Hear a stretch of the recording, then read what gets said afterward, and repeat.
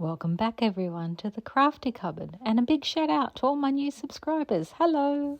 Good morning everyone, and here we are back working with Wilbur, and it's time to turn that tiny head in the right way. This is the most exciting part of the project to me because now the cute little creature starts to emerge. So we're going to sew the ears just using a back stitch around the curve, so the right sides of the fur are put together. Start with a knot, and we're just doing tiny back stitch all the way around the curve. And with the back stitch for sewing bears, I always do a stabbing back stitch and not a in and out in one motion, because the in and out in one motion can actually make the fabric shift against one another and sort of get it unaligned. So the stabbing stitch makes sure that it keeps sort of secure. You can see each time as I'm turning, as I go, I'm making sure the ears are still lined up well.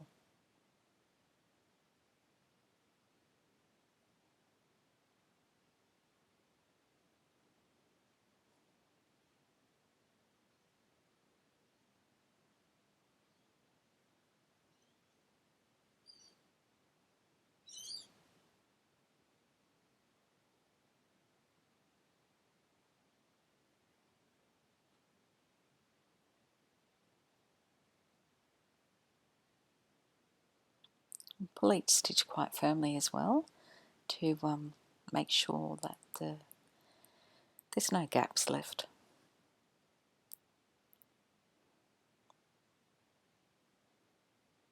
Because we're using a strong thread, there's no problem about worrying of breaking it.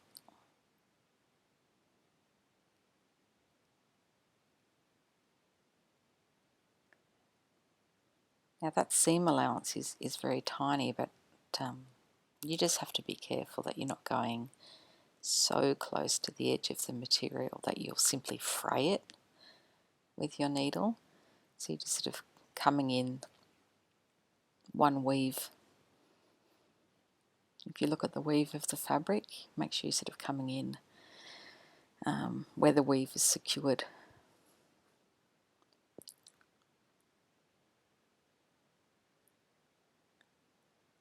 Alright, now we've got to the end of the curve. While the thread's still attached, don't cut it off or anything. I'm going to turn these ears around. This could be the fiddliest part of the whole process.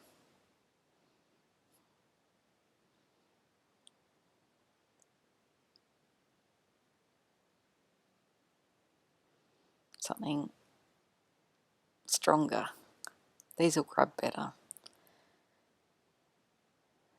And the curved end of these pliers is good too, actually, for helping shape, the roundness of the ear.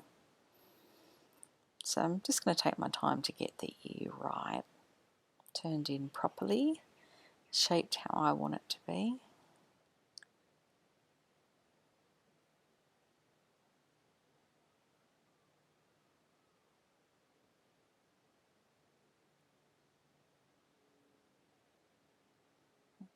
That looks good. Just get these pointier tweezers again, just to make sure the seams are really pressed out all the way.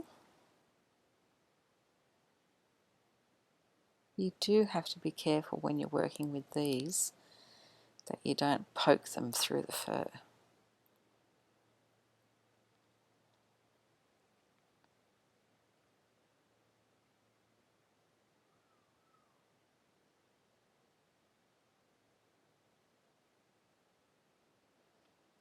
Okay, now because we had the thread still attached, it's easy to whip the two raw edges together. So just whip stitch, just where you're sort of going in, thread over, go in. Oops, I'm sorry for bumping you. Okay.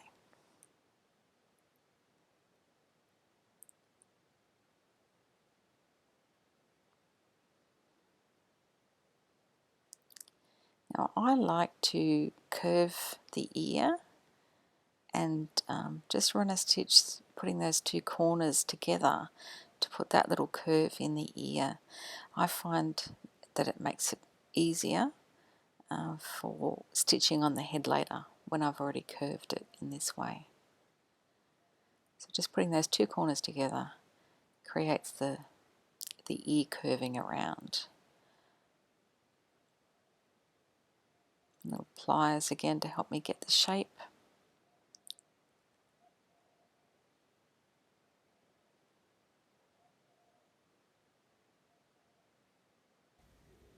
Okay, now I leave the thread attached.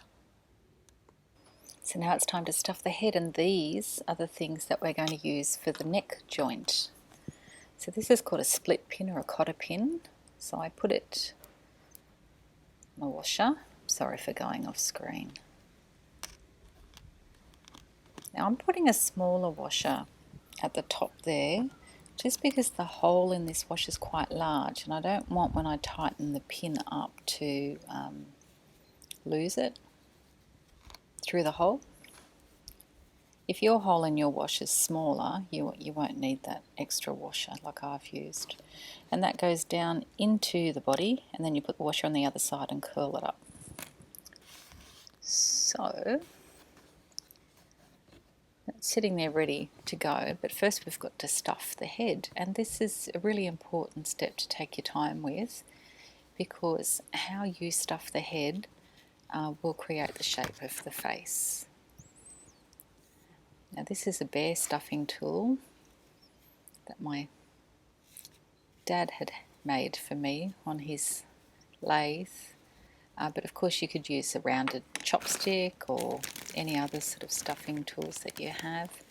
I've even done things like wrap the stuffing around the end of my long tweezers and put it in that way.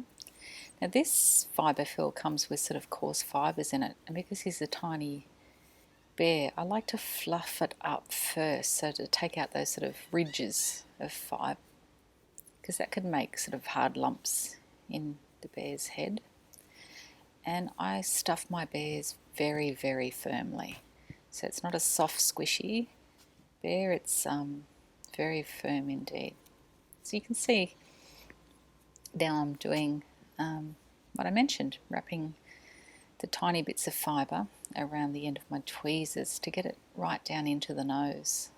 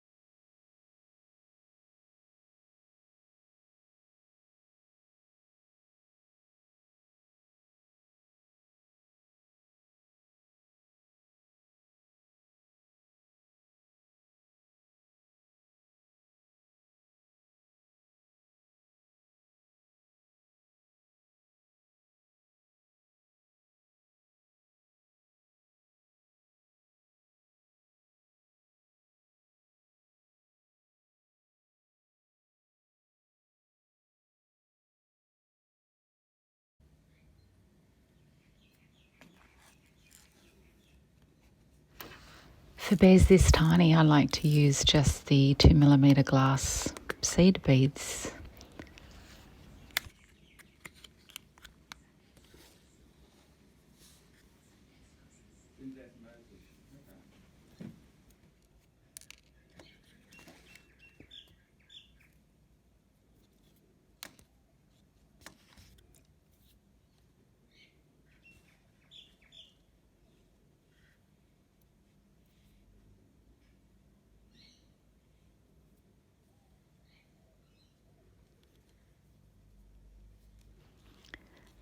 So I'm using a very thick thread.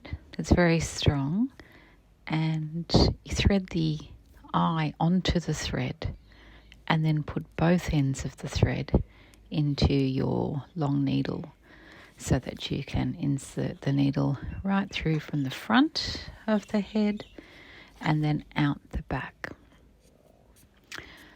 I do apologise that I'm off camera so much. I forgot at the time that I'd zoomed in so closely and I thought I was on screen.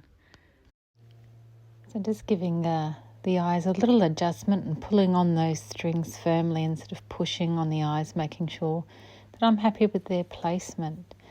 And we're going to sew the face, but before I get on to that, I had tied these strings together underneath the neck.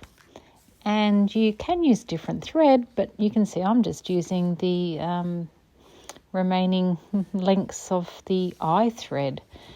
And I am being brave and doing all 4 strings at once, which means it's a bit hard to pull through, but the nose will be embroidered more quickly in this way. Pliers help. Look at that, 4 strings at once. And so I'm actually just sewing the little nose along the seam line from seam to seam across his little nose there. Just putting in those little stitches so you're getting smaller and smaller with your stitch as you come down closer to the tip of the nose.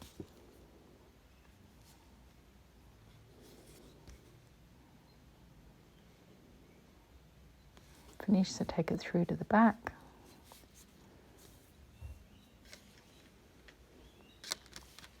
Cute. Fix up the eyes again. Oh, isn't he starting to come to life now? He's got a little face, little eyes and a nose. So cute. Okay, time for a mouth. So I've just come out on one side and I'm going to go in the other, and you come out in the middle. Once again, so sorry for being off the screen for a lot of this process. There you go. See how I came out the middle? And then I go up to the nose and go in.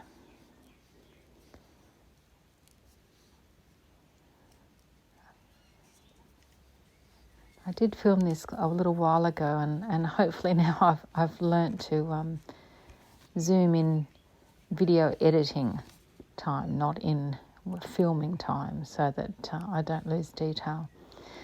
Now I'm just pulling the little string of the mouth down to try and get the nice little curved shape that I would like him to have.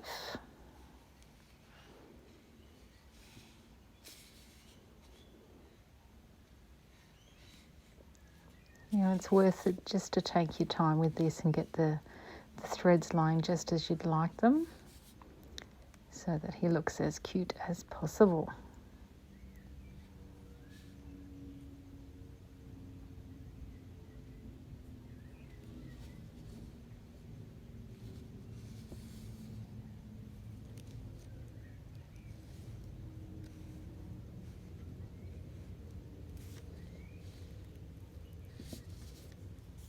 Okay, what I'm going to do with this one is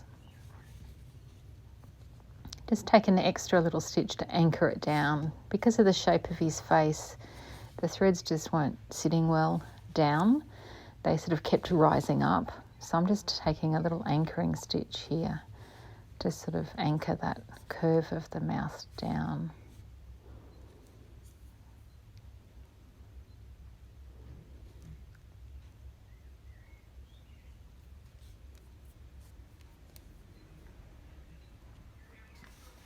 These are my threads. And once again, just showing you that I'm tying those off to sort of secure all the stitching I've done.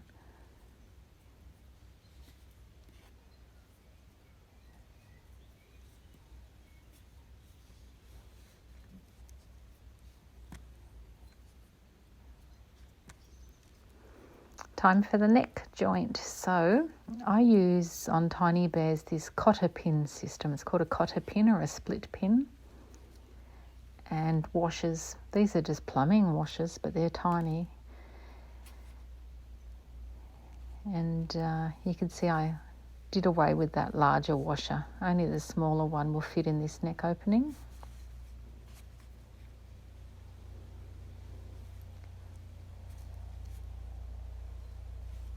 So you just do a running stitch around the base of the neck with a very strong thread, so that you can gather in really tightly around that neck joint.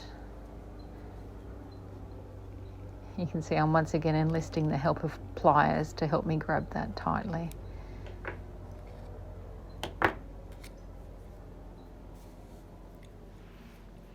Just excuse me a minute while I knot up the thread, put it back in the needle. Okay, and just doing more running stitch around the very edge. You can't go too close to the edge because you want to make sure you don't fray the material, but just in far enough that it's going to gather well but not fall apart.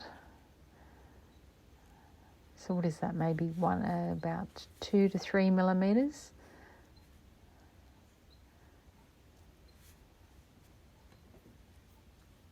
Hello, my friend pliers again.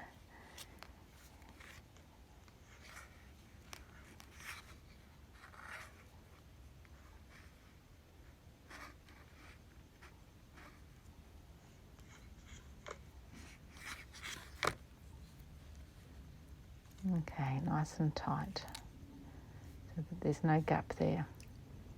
And it's just time to knot those threads off.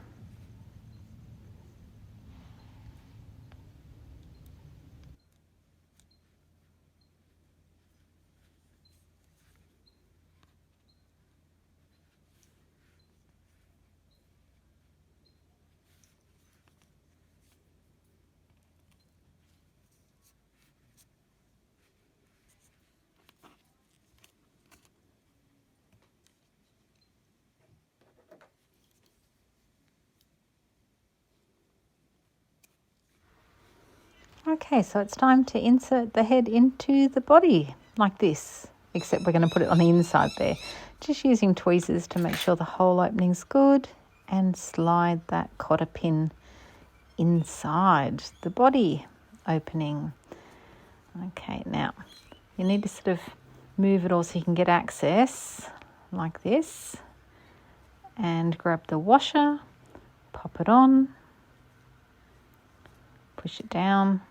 And then we're going to use that cotter pin turner, the split pin turner, just to grab hold of the pin and to curl it down so it'll sit hard against the washer holding the head on. Now if you don't have this tool, you could always just use pliers to do the same thing. So I'm just grabbing hold of it and twisting it down.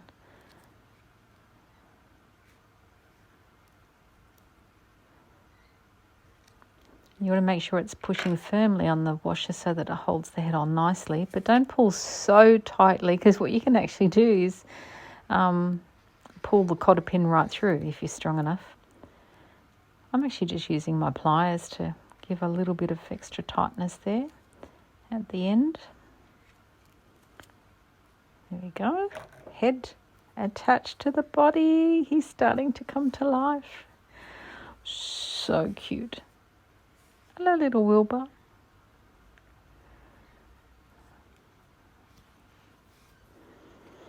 Okay, so you can, in theory, attach the arms and legs in the same manner we just did with the head, but he's so tiny that I find string joining the little bears easier. So I'm just going to stuff his body completely, the same as we did with the head. So nice and firm. You can see I'm just still using my tweezers to get the stuffing in. On larger bears, I don't use tweezers. I use a stuffing stick. It's sort of a stick about, depends, I've got a few different sizes, about 5mm to 1 centimetre wide, and tapered on one end. This candle's divine. Okay, he's all stuffed, so let's close that seam up. I'm doing what's called ladder stitch. So you go out here and then take a little stitch on the opposite side. What we're making sure we're doing is that when we jump across the seam, we are making sure that our stitches are parallel to one another, like the rungs of a ladder. And so what this will actually do is we'll close the seam with the raw edges tucked inside, and you shouldn't see that the seam is there. Okay, so I'm going across that hole again, and you take a little stitch up on the edge. So I'm just lining up, making sure that this stitch starts where parallel to where the other one finished. So the little stitches across his hole are forming the ladder rungs. And if you do them nice and parallel, then it will all tuck in and you won't see that the seam's there. And a little knot to finish. Look at this little guy coming together. So cute. Always in bear making, you just pull your thread through, out anywhere, pull it tight, cut it so that the end is lost inside. Hey buddy, nearly there. We stuff the arms and legs the same way that we've been doing. So nice and firmly, packing it in, doing each section before you sort of move up the limb. And then we will be ladder stitching those holes closed, just like we did on the back.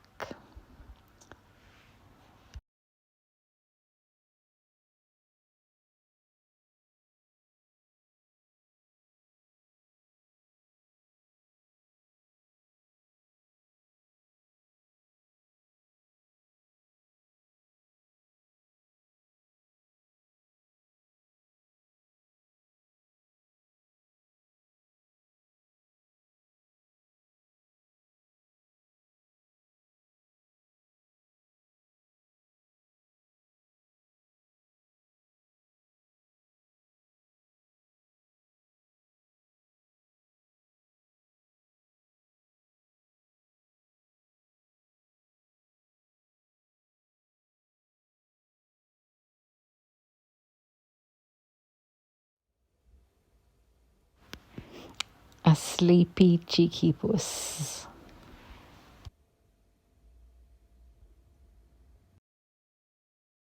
Let's attach the legs. Strong thread. Start by taking a stitch in the inner thigh. Oh, it's springy. Okay, and then you lay it out and line up the needle to go in the right spot of the body and go all the way through the body with your needle. So you're basically just passing through the body, and then you'll take a stitch in the inner thigh and then go back through the body in the inner thigh. You can see I'm just taking my time here to line it up straight. We don't want it crooked.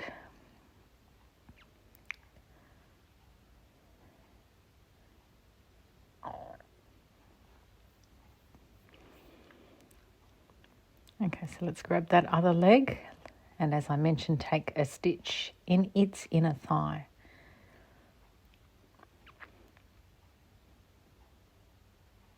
Now, if you do a really, really big stitch, it makes the legs harder to move.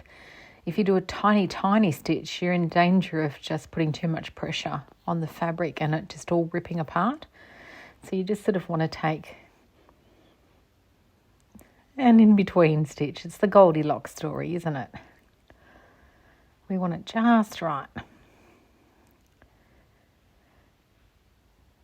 It's a little fiddly until you get a couple of stitches in, and then it sort of sits in place and you can just keep going.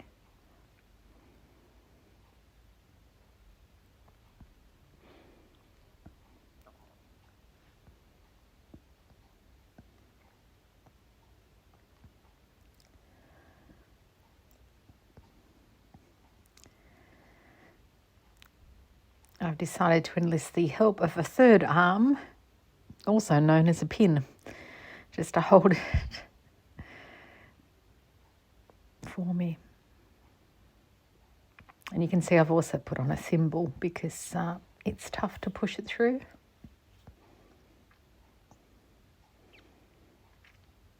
I was just checking from all angles, making sure the leg's sitting in a nice position and that the bear can sit well. Right, so through the body,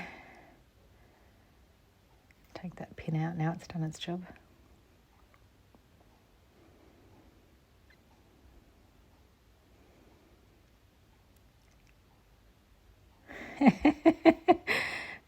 How many times in a project do I unthread my needle? Oh, so many times. Yeah, as you can see, he's just had that one stitch in each leg so far and he's already sitting quite well. So we're just going to keep going with that process a couple more times.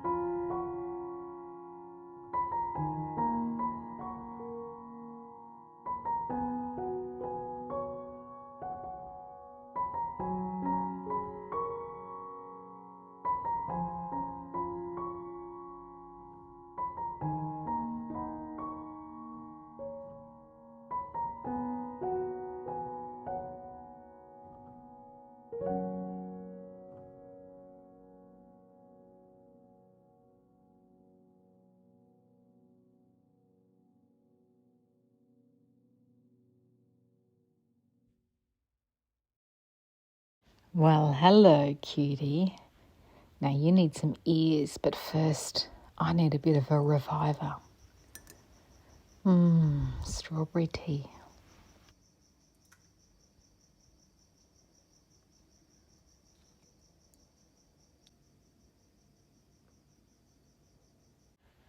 Now sewing on the ears is really the finishing touch and gives the character to your bear's face. So it's really worth time putting pins in the ears and taking your time to try the ears out in all different positions until you're happy with where they're placed. You can put them further forward on the head, further back, higher up, lower down. There's all different looks that you can achieve with the little ears. And they all give a different finish to the bear.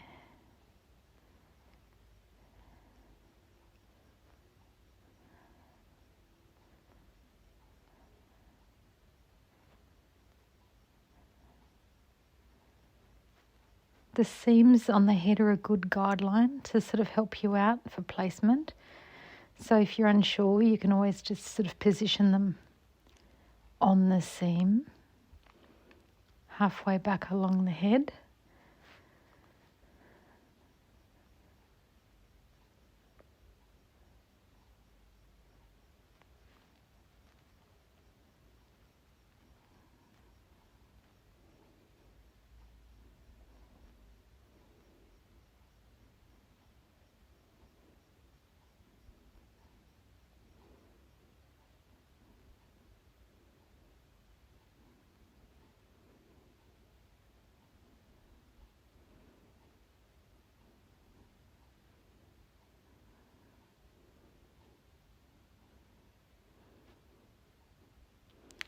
And that's ultimately the position that worked for me this time. So now we're just doing ladder stitch again to put the ears down. So the same as we did to close the opening in the back and in the limbs. So you take a little stitch in the ear, take a little stitch in the head, little stitch in the ear, little stitch in the head, and all the way across. As you're bridging that sort of gap between the ear and the head, you're making sure that your stitches are running nice and parallel like the rungs of a ladder, so that that gap will close up nicely.